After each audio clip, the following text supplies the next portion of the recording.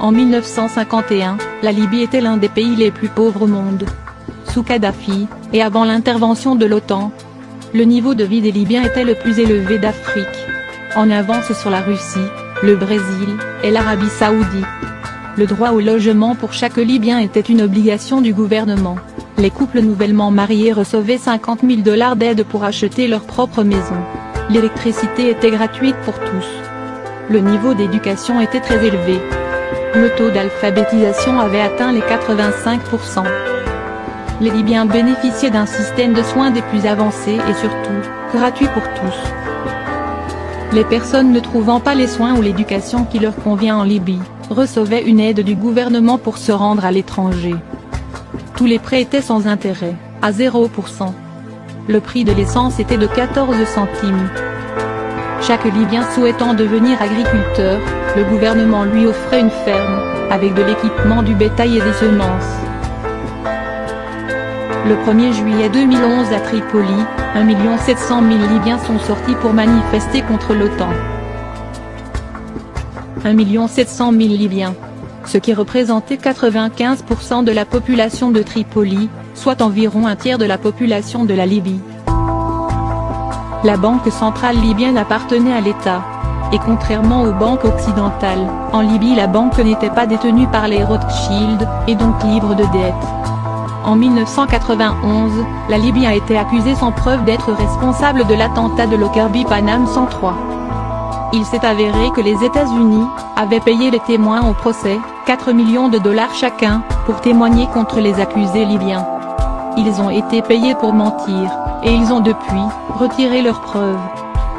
Kadhafi avait également travaillé pour remplacer le paiement du pétrole qui était en dollars américains, par le dinar africain. Nicolas Sarkozy avait traité la Libye de menace pour la sécurité financière de l'humanité. L'un des premiers actes de la Libye rebelle a été de créer une nouvelle banque centrale. Devenue la propriété des Rothschild, comme les nôtres en Occident, les pays de l'Ouest.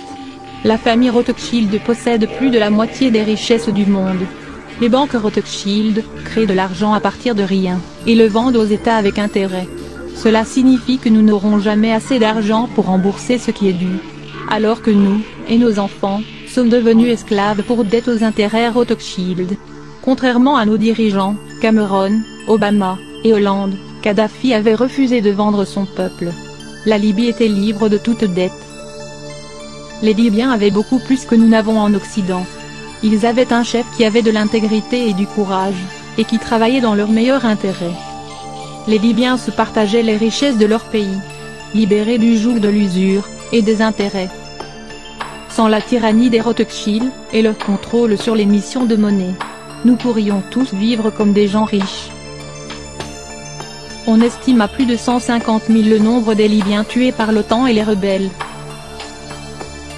Kadhafi croyait en la démocratie directe, comme le prévoit son livre, le livre vert, The Green Book. Selon Kadhafi, les démocraties parlementaires sont intrinsèquement corrompues. Que les gens peuvent, et devraient se représenter. Après avoir cru les mensonges sur cet homme toute ma vie, son livre m'a étonné.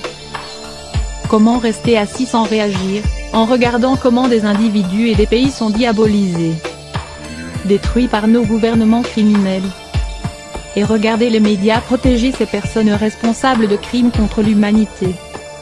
Nous devons montrer notre solidarité avec les peuples de Syrie, de la Palestine et du monde entier. L'ex-ambassadeur russe en Libye, Vladimir Chamov, a déclaré: la population ne paie pas l'électricité. Les Libyens bénéficiaient d'un crédit de 20 ans sans intérêt pour construire leur maison. Un litre d'essence coûte environ 14 centimes. La nourriture est gratuite. Les taxes et les impôts lourds sont interdits. Pour chaque nouveau-né, on reçoit 7 000 $. Les nouveaux mariés reçoivent 64 000 $ pour acheter un appartement. L'éducation et la médecine sont gratuites. L'éducation et la formation médicale à l'étranger sont payées par le gouvernement. Il y a des supermarchés pour les familles nombreuses avec des prix symboliques pour l'alimentation de base. La vente des produits au-delà de leur date de consommation est punie de fortes amendes, parfois même de prison. Beaucoup de pharmacies offrent des fournitures gratuites. Diffuser de faux médicaments est un crime majeur.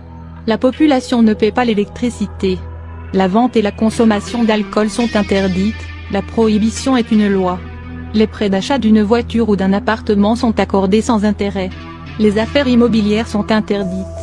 Si quelqu'un veut acheter une voiture, jusqu'à 65% du prix est réglé par l'État. L'essence est moins chère que l'eau. Les bénéfices de la vente du pétrole sont consacrés au bien-être de la population, et à l'amélioration des conditions de vie.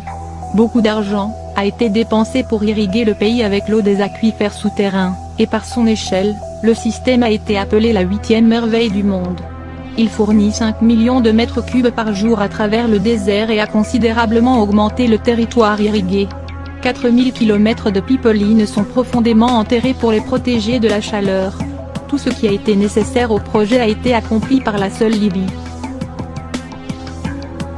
Hélène Chelestuc a déclaré: la propagande occidentale a diabolisé Mouammar Kadhafi en le décrivant comme un tyran pathologique, et un ennemi implacable des aspirations démocratiques de son peuple.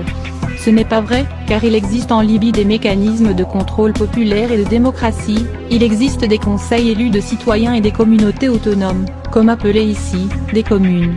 Tout cela, sans bureaucratie pléthorique, mais avec un haut niveau de vie et de sécurité sociale pour les citoyens.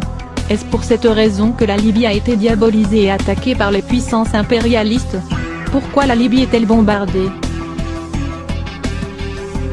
La Libye qu'on décrit comme une dictature militaire de Kadhafi, est en réalité, l'État le plus démocratique du monde. En 1977, il a été proclamé la Jamaïria, qui est une forme élevée de démocratie, où les institutions traditionnelles du gouvernement sont abolies, et où le pouvoir appartient directement au peuple à travers ses comités et congrès.